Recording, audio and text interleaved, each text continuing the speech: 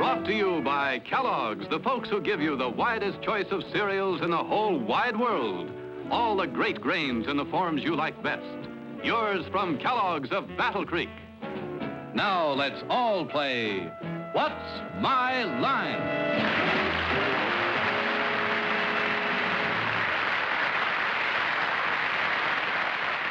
And now let's meet our award-winning What's My Line panel. First, the delightful star of Broadway's hit show Once More with Feeling, Miss Arlene Francis.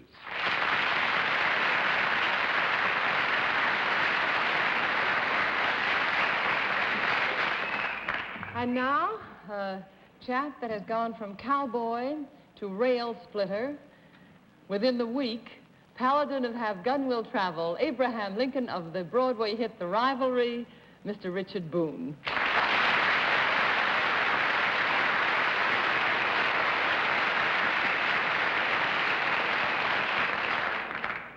And here is the witty and incisive columnist of the New York Journal-American, Miss Dorothy Kilgallen.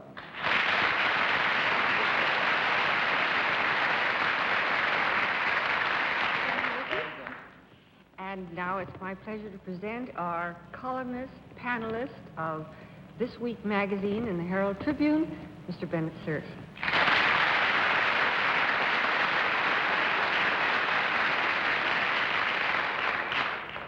Here's the scoundrel who has led this long-suffering panel up more garden paths than Luther Burbank or the Burpee Seed Company, John Charles Daly.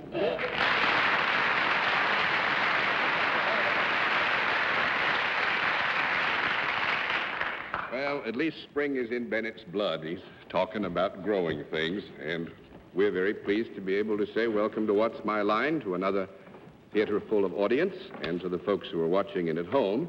We'll be up to our usual trick, which is to try to puzzle the panel with the occupation of some guests who have been good enough to come to the theater. We'll also have a famous mystery guest before the panel a little bit later in the show. We'll meet our first challenger after...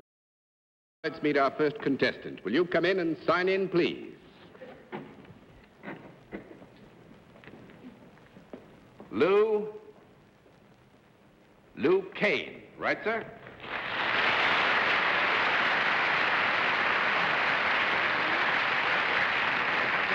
From? Hollywood, California. From Hollywood, California. Well, you have come a long way, and you have some friends in the house, too. Mr. Kane, the panel. Mr. Kane, will you join me over here, please, sir? You know how we keep score, Mr. Kane? Yes, I do. Then let's let the folks in the audience in the theater and those who are looking in at home know exactly what your line is.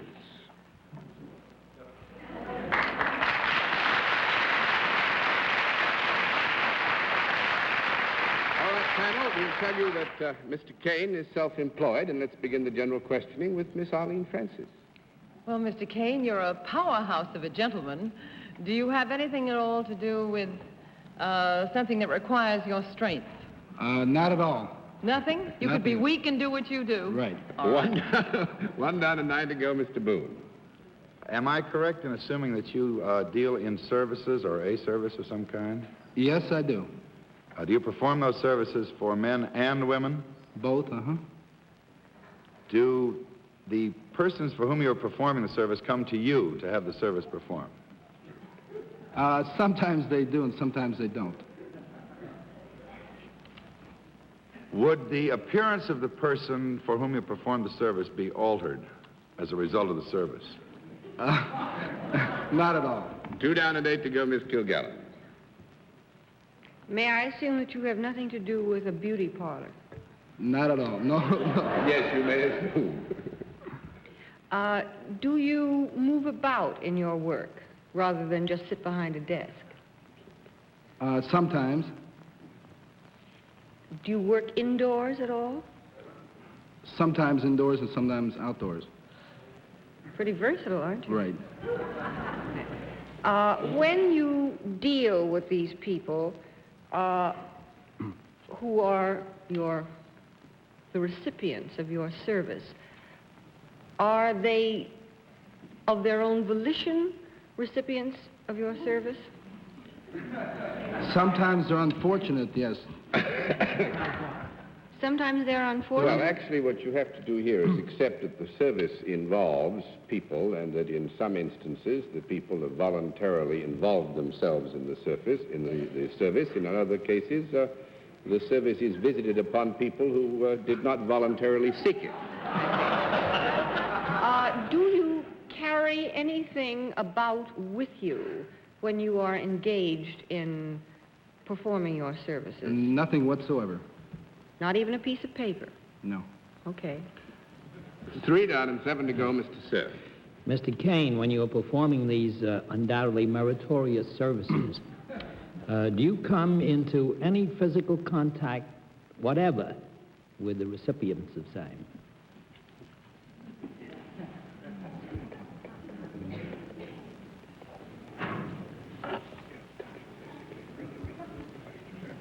Not at all. Not at all. Leave it to me every time, Bennett. That's 4 down and 6 to go, Miss Francis. In your work, Mr. Crain, do you sometimes discover things about people? Many times, yes. By that I mean, is there anything in your work that has to do with detecting?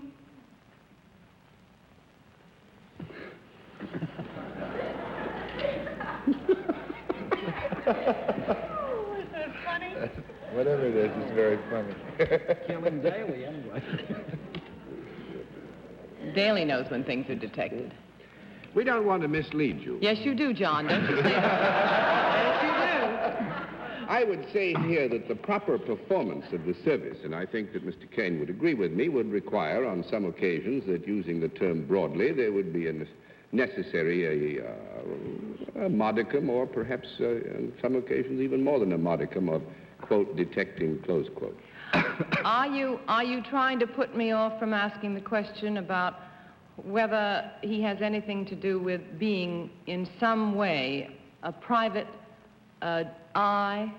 Am I trying to put you off from asking that question? Are you trying to put me off from asking that, John? Oh, no, I'd like you to ask that question. So I can get a no, John? I'm not going to ask it. Are you hired by people to find out something about other people? No. Well, that's another way of putting it, all right. Small conference, just a moment. Small conference.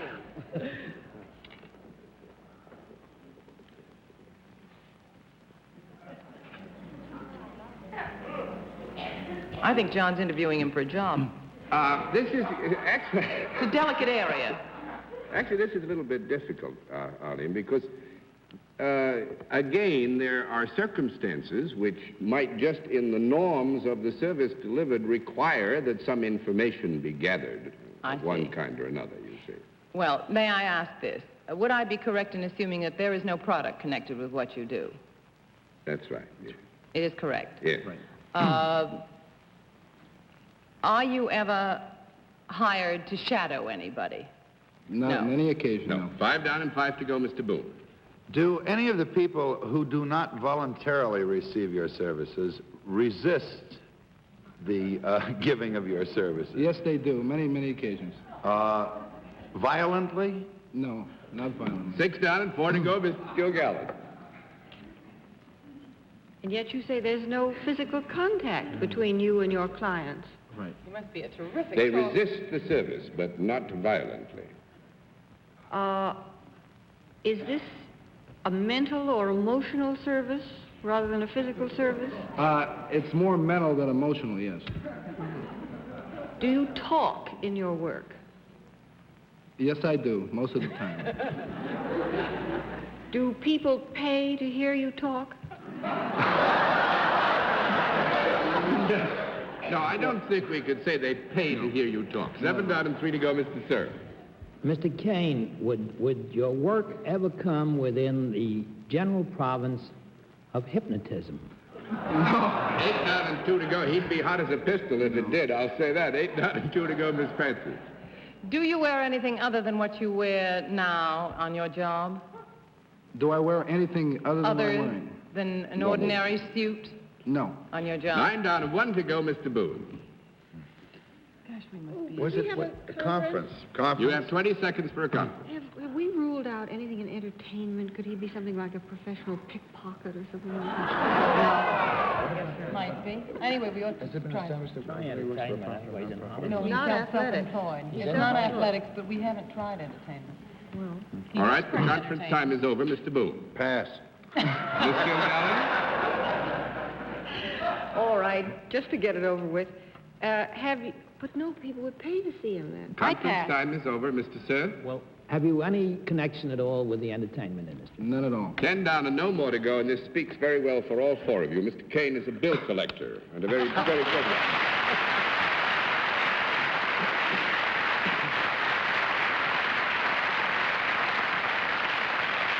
He runs, and I think it's a very nice way to put it, a creditor's business bureau in Los Angeles, and he is a very successful, licensed, bonded head of an agency, and he collects, how much do you say? Well, we collect about a little over $1 million a year. There you are. Thank you, Mr. Crain. Mr. Crain, Mr. Crain, could I ask Mr. Crain a question? Mr. Crain, always, because we always like to know things, who would you say are the 3 deadest beats in Hollywood? That'll be all. Goodbye, Mr. Crain. It's been very nice to see you.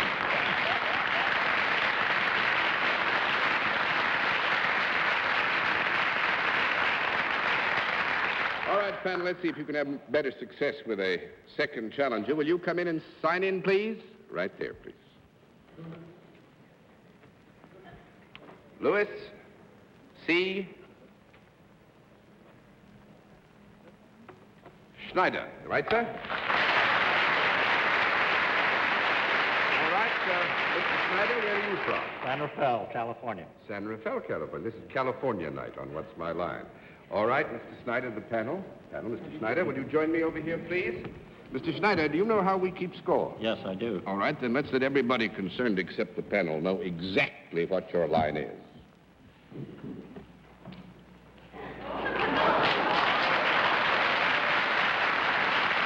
right. Panel, Mr. Schneider is salaried, and let's begin the general questioning with Miss Kilgallen. Mr. Schneider, would you say that your work was intellectual rather than physical? I didn't quite hear it. Would you say your work was intellectual rather than physical? Both. Is there a product involved in what you do? No.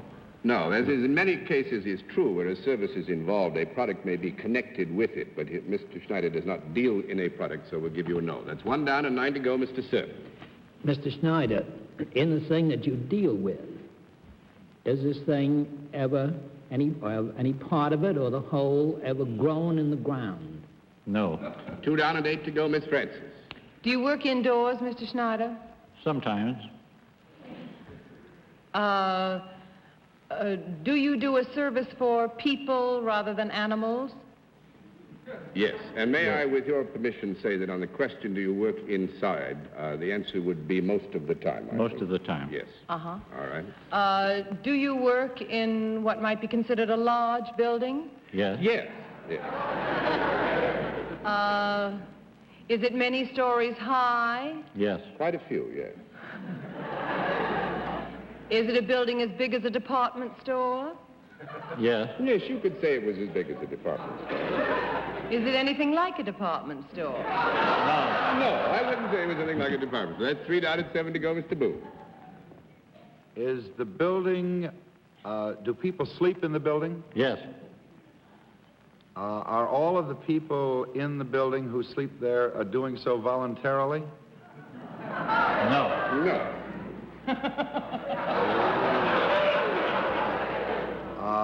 Would this be an institution of correction? Yeah. Wait a minute. Wait a minute. I'm sorry, I was asleep there for a minute. You said, do all the people sleep there voluntarily, right? And you got a resounding no? That's right. I earned a no. You earned a no. I asked the That's question right. badly. Cut my... 4 down and 6 to go, Miss Kilgallen. Well, I'd have to go along with that tip. Is this what might be called a penal institution? Yes. Is it a prison of some kind? Yes. Are you a warden? No. That's 5 down and 5 to go, Mr. Cerf. Mr. Schneider, would your position be higher than that of a warden? Oh, no.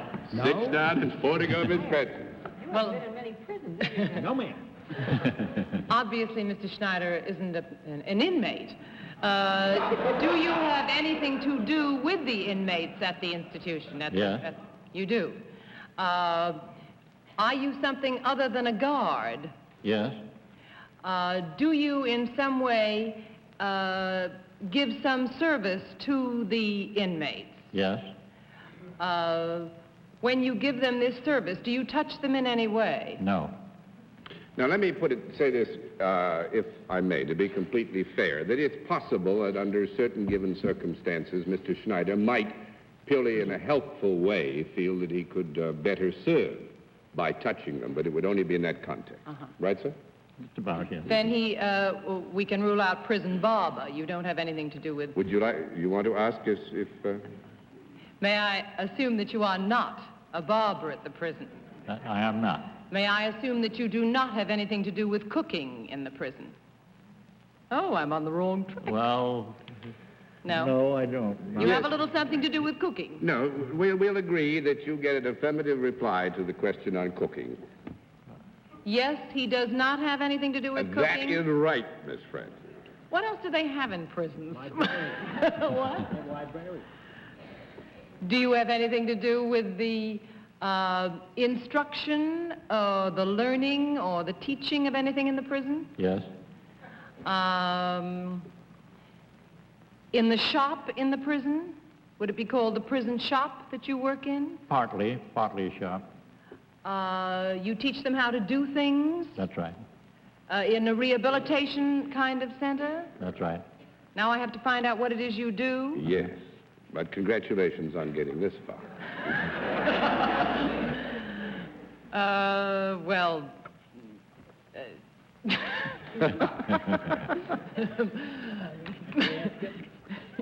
Weaving. How to put a knife in a cake. 7 down to 3 to go, Mr. Boone. Do you have more to do with the mental rehabilitation rather than the physical or occupational rehabilitation of the prisoners? Well, both. But the question was asked, do you have more than the occupational or physical? Not more. No, we'll give you a no on that. 8 down to 2 to go, Miss Kilgallen. Well, then, under you, do the prisoners make things? They don't make anything. No, that makes it 9 down to 1 to go, Mr. Cerf. Well, the final thing is, are the prisoners able to use what you teach them after they regain their freedom? Yes.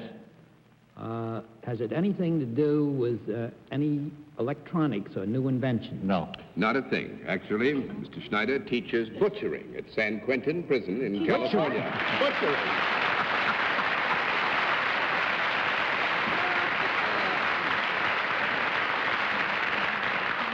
For in the first place? Well, I think it's... No, he was a cut-up at San Quentin. He's a cut-up at San Quentin, that's true. And Mr. Schneider has been doing it for, I think, 12 to 14 years, haven't you? 14 years, yes. And actually what it does is to train some of the inmates to go out and find a useful life afterwards as butchers and meat cutters in shops. It's a Some of them good probably idea. were that when they got in. And considering some of the butchery on this program, when you're free sometime, come back for a little course of instruction for the 5 of us. Nice to have you with us, Mr. Schneider.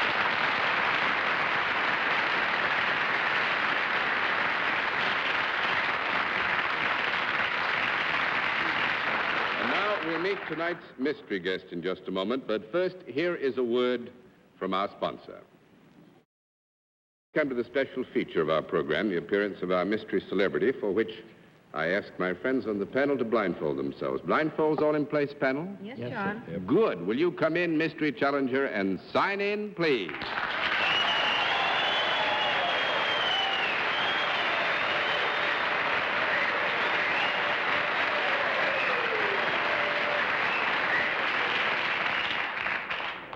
All right, panel, as you know, in the case of our mystery challenger, we go to a different form of questioning. You ask one question at a time, in turn, moving clockwise. And let's begin it with Bennett Cerf. Well, unless our audience has all come to town for Christine Jorgensen's marriage, I would assume that those whistles mean that you are a lady. Is that correct? Well, at times I'm not quite sure, but tonight I think I am. I always act like a lady anyway. All right, When Miss you, Francis? at those times when you are you doing it in motion pictures? Some of the time I am. Mr. Boone? Do you appear in nightclubs or in places where singing and dancing might be done? Mr. Daly, is that really Richard Boone? Yes, that's Richard Boone. Oh, dear, I don't know whether I can even talk. Mr. Boone, what was your question again? Do you also appear in musicals or in nightclubs, as well as in pictures? No, I wouldn't say so. That's 1 down and 9 to go, Miss Kilgallen. Do you do anything besides just plain acting, such as singing, dancing, or playing a musical instrument? Well, of course, I always thought my acting was pretty fancy. But if you want to put it that way, yes, I do sing a little and dance a little. Mr. Cerf? Professionally, I mean. Yes. Thank you. Mr. Cerf? Might you be gracing this city because of some upcoming television show? Oh, you fiend. Yes. Miss Francis? Upcoming television show. Are you,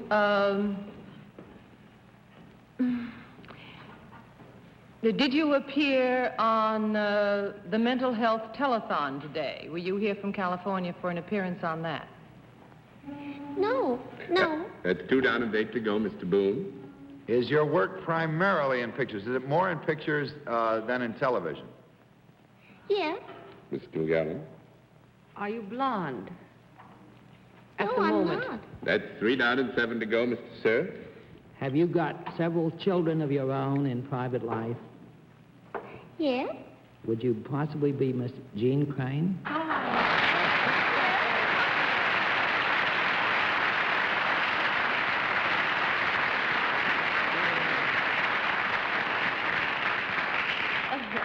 Stealing our time, she is, isn't she? Beg your pardon, Bennett? Stealing our time a couple of weeks from now. Yeah, actually, that's what, when Bennett got on that track, I was afraid we were undone. I know. As a matter of fact, Mr. Cerf guessed me last time, too. He's a bear He is clairvoyant. But I think we ought to explain what we mean, actually. Miss Crain is here rehearsing now for Meet Me in St. Louis, I That's believe. right, yes. Which 3 Sundays from now will mean we'll all have a holiday, because it's going to be a big spectacular which will preempt our time. We'll have a chance to sit at home on a Sunday evening and relax and watch you on television. Well, that'll be just the reverse, because I'm usually sitting at home watching all of you. How much rehearsal time do you have now? We're rehearsing 4 weeks, Saturdays and Sundays, too. I was working all day today. But it's great fun. It's just so exciting. And as a matter of fact, I love live television. I think it's the most exciting thing on earth. Which is the harder, rehearsing and doing television or rehearsing and doing movies?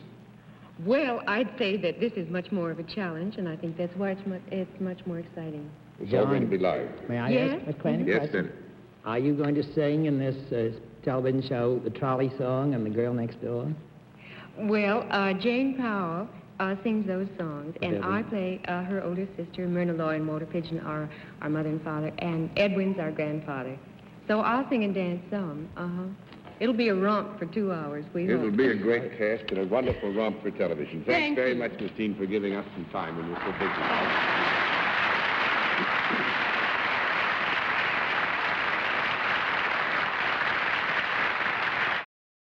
Dick Boone, it's nice to have had you with us tonight. Trust we'll see you again real soon. My great pleasure, sir.